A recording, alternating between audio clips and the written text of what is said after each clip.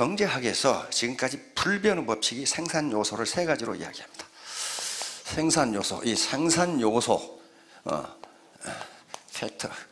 factors of production이라고 하는 건데,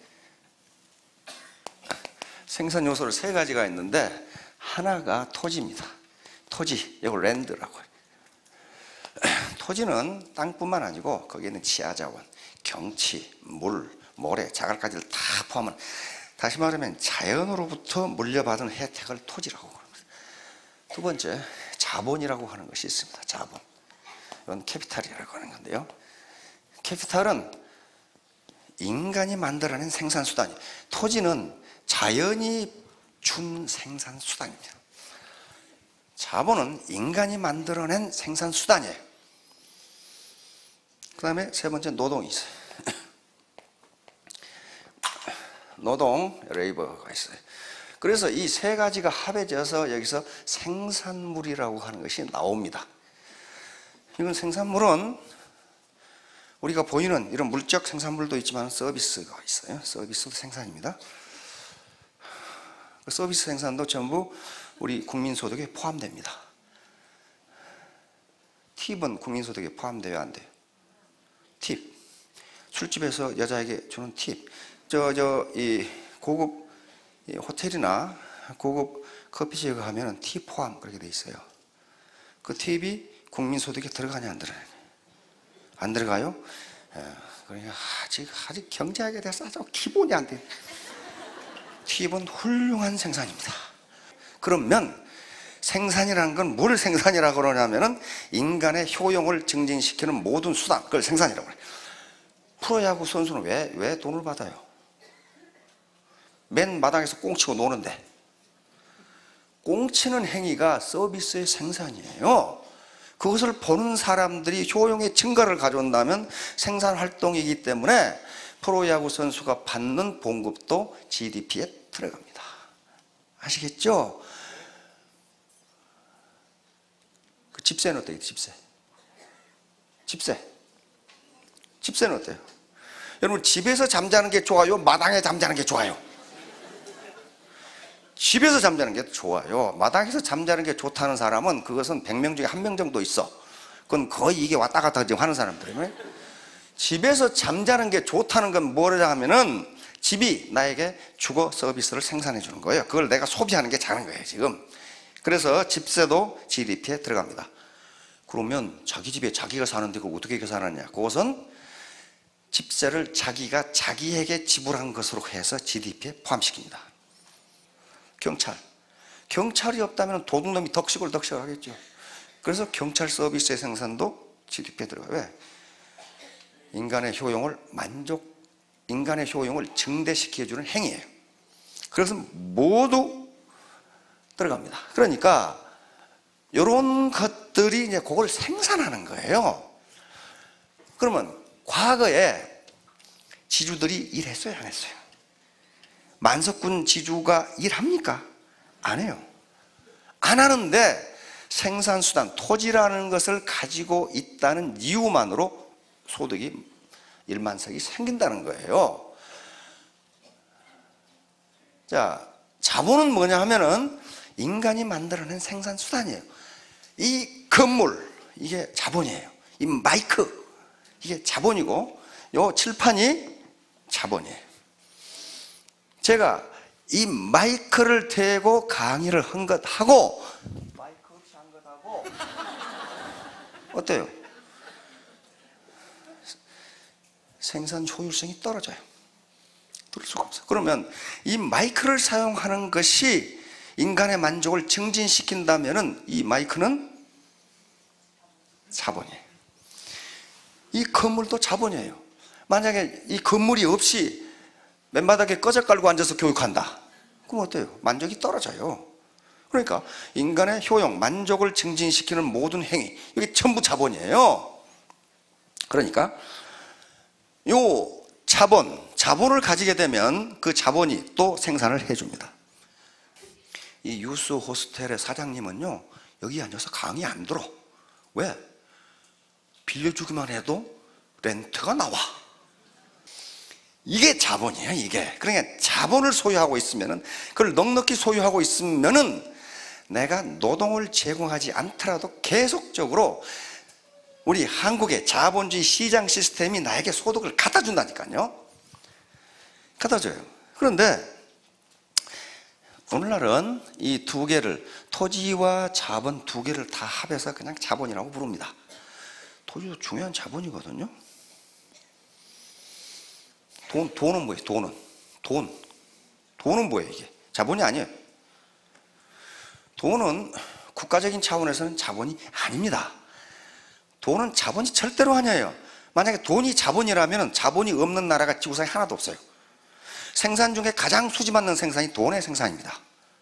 종이떼기 갖다가 마구 찍어, 마구. 그러면 돈이 나오잖아요. 그게 자본이에요? 자본 아니에요. 그래서 국가 차원에서는 돈을 자본으로 분류하지 않는데 개인은 돈을 자본으로 분류합니다. 왜? 국가가 통화 시스템, 마니터리 시스템을 잘 관리해주면 그 자본이 돈이라는 캐시가 자본을 살 수가 있어요. 그래서 그걸 자본으로 빼요. 그런데 여기 아가씨가 있는데 한번 생각해 보세요. 여기 지금 총각들이 어디 계시나? 뒤에 총각이 인상이 너무 고약하네. 이게 두 총각이 있어. 두 총각이 있는데 지금 두 총각이 둘 다 잘생겼어. 그런데 한 총각은 현금 10억을 가지고 있고 한 총각은 상가 10억짜리를 가지고 있어. 누가 5개월 할래? 상가 10억이잖아요. 맞잖아요.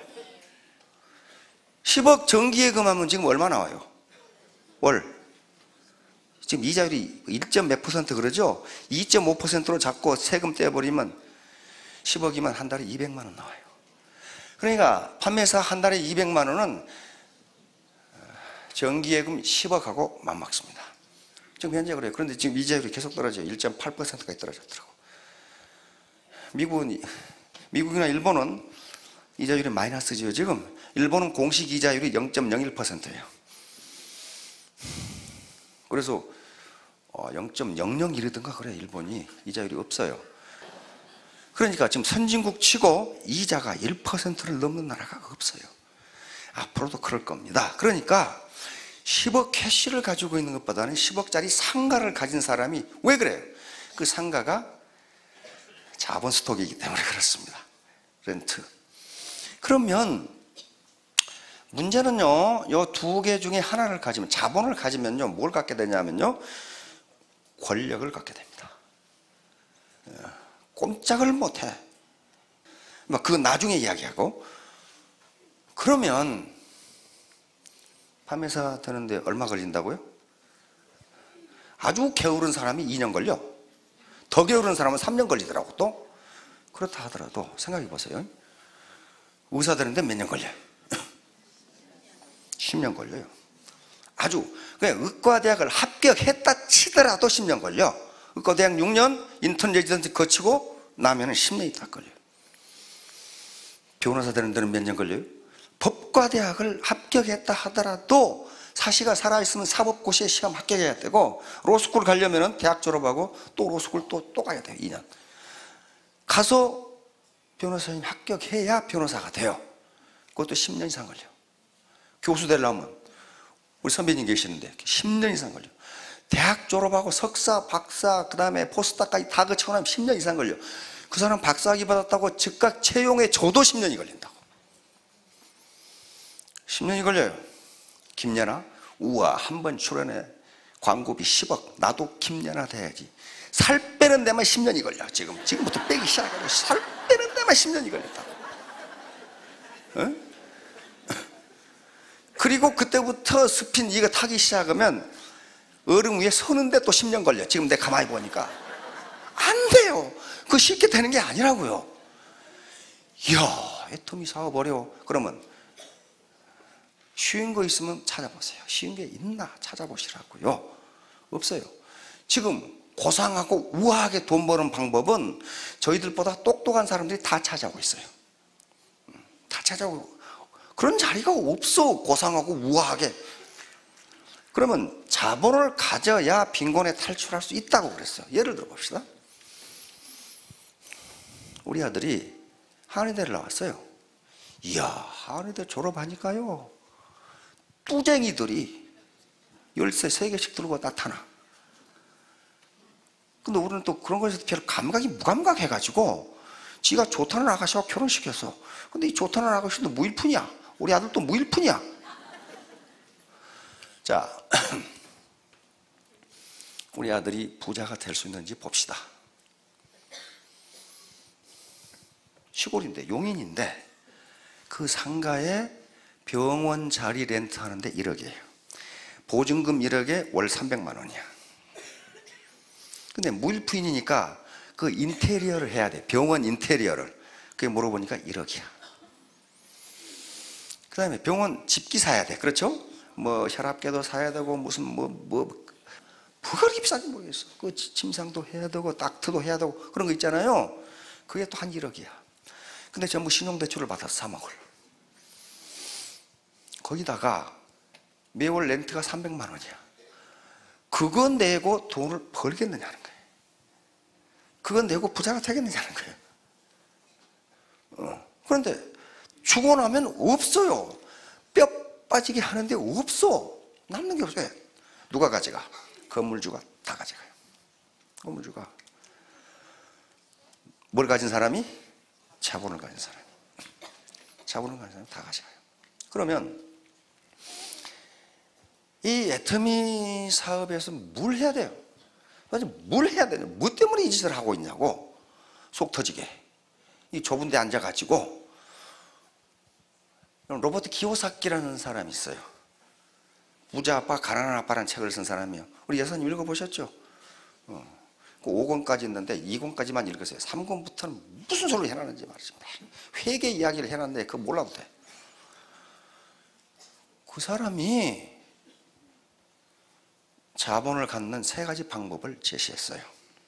첫째, 자본을 자기가 만드는 방법. 그 뭐냐면은 정주영 회장님이나 이병철 회장처럼 네가 아예 기업을 만들어라는 거예요. 그거 하실 수 있는 분 여기.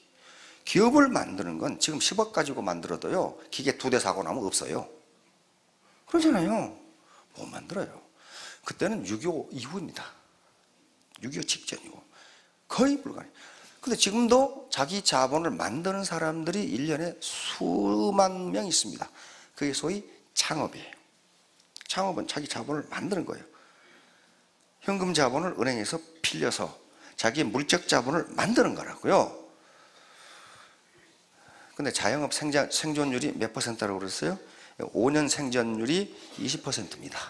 10년 생존율이 16%예요. 그러니까 5년 만에 자영업 100개 중에 80개는 망한다.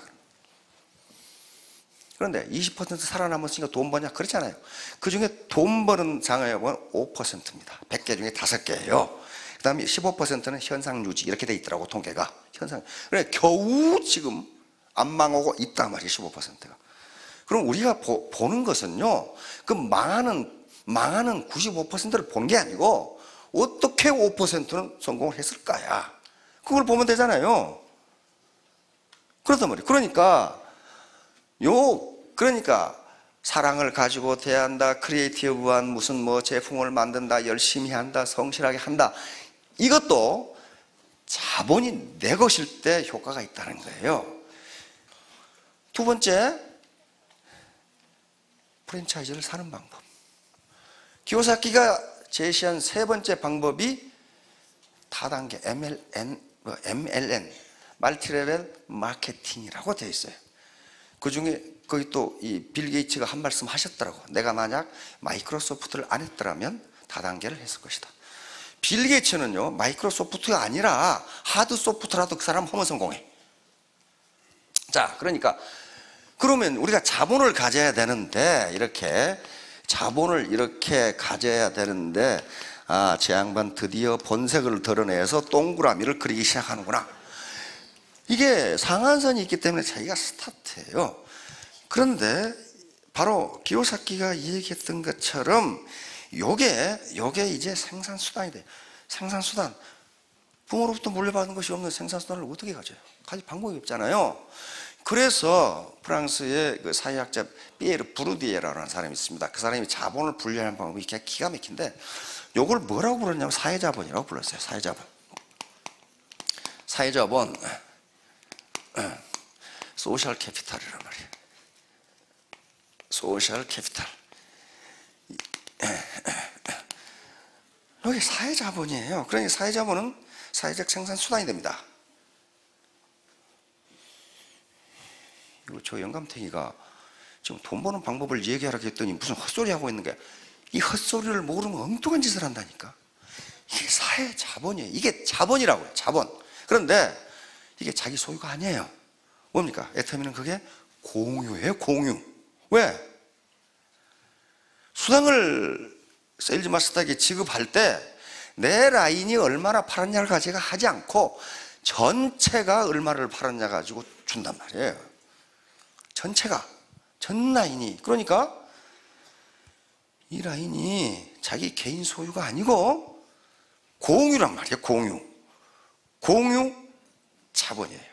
그러면 관리는 관리는 전체를 하는 것이 아니라 자기 라인을 관리를 한다고요.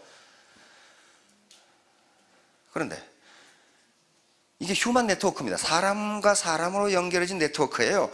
휴먼 네트워크니까 이게 생산성을 발휘하려면은 퀄리티가 높아야 되고 사이즈가 커야 돼요. 무조건 사이즈만 크면 되느냐? 안 그래요. 스폰서하고 파트너하고 맨날 싸워. 맨날. 그러면 어때요? 생산성이 떨어지게 돼 있어요. 생산성이거든, 소득은.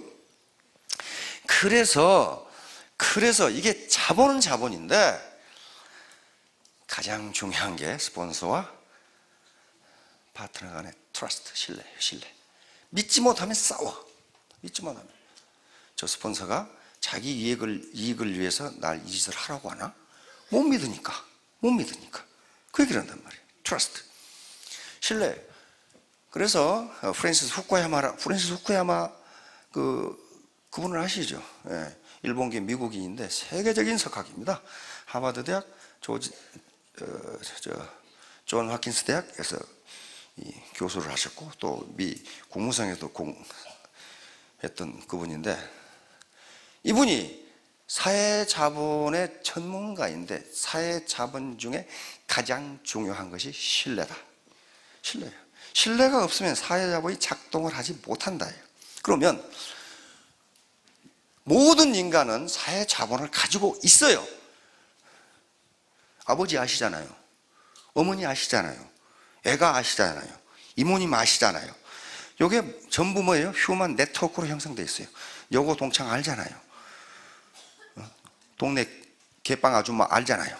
알아요. 그 다음에 떡볶이집 아줌마 알잖아요. 그게 소셜 네트워크예요.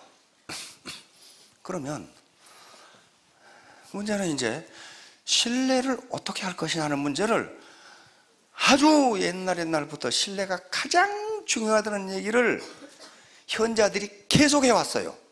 그 말은 무슨 말이에요? 현자들이, 공자님부터 시작해서 현자들이 신뢰가 가장 중요하다고. 최근에 그 정주영 회장님까지 신뢰를 잃으면 모든 것을 잃는다. 정주영 회장님이 그랬어요. 왜 그 양반들이 그 얘기를 계속 할까? 그 말이에요. 왜 계속 하겠어요, 아가씨? 신뢰를 얻기가 힘드니까. 신뢰를 얻기 쉬우면 그 소리 오면 뭐 미친놈 아니야 이거. 그렇게 된단 말이에요. 매일 밥 먹어라. 그 얘기 해놔봐요. 네가 먹지 말아도 먹어. 그렇게 될 거 아니에요. 그런데 신뢰를 얻어라 그 말은 모든 사람이 신뢰를 얻기가 어려우니까 그 말을 자꾸 하는 거예요. 쉽다면 그 말은 안 씁니다. 그러면 신뢰를 얻는 건 누가 얻어야 돼요? 내가 얻어야 돼요. 내가. 어떤 책을 보니까 그랬습니다. 너 나 못 믿어? 그 말은 너무 못 믿는다는 거예요. 왜냐하면 신뢰는 육감으로 이렇게 대하면서 저 사람 믿을 만한 사람 이렇게 오는 거지. 야, 너 내 말 못 믿어? 그러면 절대로 못 믿는다는 거예요. 절대로 못 믿는다는 거예요. 믿는 사람은, 믿을 만한 사람은 그런 얘기를 안 한다는 겁니다. 그런 얘기를 안 해요. 정주영 회장님이 그래서 거래하면서 야, 너 나 못 믿어? 그런 얘기 했어요? 안 해요. 상대방이 그 사람의 하는 언행을 보고 믿음이 오느냐 안 오느냐예요. 오느냐 안 오느냐예요. 스폰서가 파트너한테 여러분들 내 말 믿어. 그 말은 그 사람은 못 믿어요. 그 말 안 해도 믿을 만한 스폰서는 믿어요. 그렇잖아요. 자, 그래서 무신분립, 이게 지금 논어에 있는 이야기입니다. 논어에 아주 기가 막힌 말이에요. 요 대목을 그 미국의 파이낸셜 타임스라는 신문이 있어요. 파이낸셜 타임스에서 요걸 가지고 또 사설을 썼더라고. 사설을 썼어요. 그만큼 유명한 말이에요. 자공이라는 사람이 있는데, 자공 문청. 자공은 공자의 10대 제자 중 한 분입니다. 그런데 자공은 지금부터 2500년 전 사람인데 아주 장사의 귀신이야. 그래서 돈을 엄청나게 벌었어요. 공자님은 가난하게 살라는 법을 한 번도 말한 적이 없어요. 한 번도. 왜? 공자님이 제자가 3000인데 학고방에서 그 3000명 어떻게 해요? 3000명을 어떻게 하냐고. 그럼 어때요? 공자님 집은 성이었다고 생각할 수 있어. 그렇잖아요. 생각해봐요. 그래서 가난하게 살라는 법을 한 번도 해본 적이 없어요. 견리사이 이득을 보거든 그것이 의로운 것인지를 생각하라, 그 말씀하셨어요. 그러니까 의로운 이득이면 어떻게? 취하라. 취하라. 가난하게 살지 말라는 거예요. 그런데 자공이라는 사람은 그런 사람이에요. 그러니까 이 사람은 정치에 굉장히 능한 사람이에요. 자공은 또 실제로 오늘날 같으면 시장을 했던 사람이에요. 그러니까 선생님, 정치가 뭡니까? 공자가 말한 이 세 가지는요, 지금도 신문 칼럼에 보면 현자들이 가끔 이 글을 씁니다. 지금도 나와요. 정치가 뭐냐? 지금도 똑같아요. 공자님이 백성들의 식량이 풍부해야 된다. 이게 첫 번째예요. 현자들이 말하는 건 중요성을 이야기합니다. 그러니까 먼저 백성이 배부르게 먹고 살도록 해라. 오늘날 좀 고상한 얘기로 하면은 경제적 문제를 해결하라. 이게 정치의 최고다. 두 번째 뭐예요? 족평, 군사력을 강화하라. 이건 무슨 공자가 무슨 군사지향적인 사람이야. 그게 아니고 공자의 생각은 항상 백성에 있습니다. 다시 말하면 군사력이 약하면 외적이 침입해가지고 백성들을 괴롭힌다 그 말이야. 백성들을 못 살게 만들어. 그러니까 강한 군사력으로 백성들이 편하게 생업에 종사할 수 있도록 해라. 그 다음에 세 번째가 뭡니까? 민신지. 백성이 정부를 믿어야 된다 그 말이에요. 근데 자공은 10대 제자니까 호락호락한 사람이 아니에요. 뭐라고 그랬어요? 이 셋 중에 부득이 하나를 없앤다면 뭘 없앨까요? 이거 공자를 영 난처하게 만드는 거예요. 그러니까 병을 없애라. 병을 없애라. 그러면 무슨 말이에요? 우선 백성이 배부르게 먹고 살도록 하는 게 최고다. 그래 또 물어. 그러면 둘 중에 하나 없앤다면 뭘 없앨까요? 그러니까 밥을 없애라 그런단 말이에요. 나머지 뭐만 남아? 신이 남아요. 그런데 공자가 식과 병이 중요하지 않아서 그런 말을 한 게 아닙니다. 그 뒤에 나와요. 뭐라고 나오냐? 인간은 맞아 죽건 늙어 죽건 그 다음에 전쟁에서 죽건 죽게 돼 있다. 그렇잖아요. 빨리 죽고 늙고 죽고. 그런데 뭐라고 그랬어요? 백성이 조정을 믿지 못하면 그냥 망한다 그 말이에요. 그러니까 백성이 조정을 믿지 못하면 지금 망하는데 무슨 죽고 살고가 무슨 관계가 있냐. 그러니까 믿지 못하면, 파트너가 그 조직을, 스폰서를 믿지 못하면 공자가 하는 말은 병도 안 되고 식도 안 된다 그런 말이에요. 그럼 애터미 조직에서 병이 안 되는 건 뭐예요? 조직이 무너지는 거예요. 식이 안 되는 건 뭐예요? 돈이 안 되는 거예요. 이게 신이에요. 이게 무신분립. 그래서 정치인들이 가장 많이 쓰는 게 뭐예요? 김영삼 대통령 희호입니다. 무신분립. 대통령이 됐을 때 백성이 정부를 믿지 못하면 정부는 망한다. 자, 지금 야당이네? 야당이에요. 여기서 정례 세미나를 하는데 제목이 무신분립이에요. 이게 그렇게 중요해요, 무신분립. 그러니까 정당이건 정부건 어떤 그건 백성이 믿지 못하면 망한다. 그런 말. 이번에 우리 박근혜 대통령님 중국 전승 기념일 천안문 광장에 사회를 하셨죠. 그런데 유일하게 시진핑과 점심을 같이 했다고 들었죠. 자, 시진핑이 우리말로는 석금평이 박 대통령 앞에 써놓은 글자를 보세요. 뭐라고 써놨어요? 이심전심 무심분립. 당신과 우리 말 안 해도 마음과 마음으로 통해야 되고, 그 다음에 국제관계에서 믿지 못하면 우리의 관계는 깨진다. 그런 말이에요. 깨진다. 이렇게 써놨어요. 그러니까 국제관계건 국내 정당이건 애터미의 다단계 조직이건 파트너가 스폰서를 믿지 못하면 망한다. 망하는 것은 두 가지입니다. 라인이 무너지고 생산성이 떨어지고 소득이 떨어지고. 그래서 자, 이제 자손에게 가난을 물려주지 않으려면 뭔가 생산수단을 가져야 되는데 가질 방법이 뭐가 있냐? 없어요. 없어. 그래서 이 기요사키가 말한 것처럼 세 번째 방법, 서민이 할 수 있는 건 요 방법밖에 없다. 그 책을 보세요. 뭐라고 그랬어요?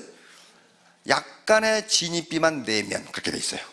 약간의 진입비만 내면 다단계에 들어가서 당신의 조직을 만들 수 있다.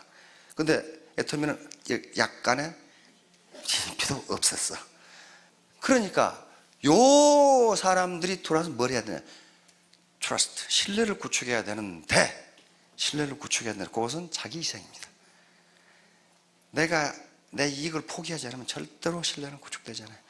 자, 그렇게 해서 애터미 이제 오늘 이 시간에는 여러분들이 그것만 하시면 됩니다. 내가 자본을, 즉 생산수단을 소유하지 못하면 내 가난뿐만 아니고, 내 가난을 몰아붙이는 것이 끝나는 게 아니고 자손에게 빈곤을 대물림할 수밖에 없다. 그래서 나는 어떻게 해서든지 생산수단을 갖겠다.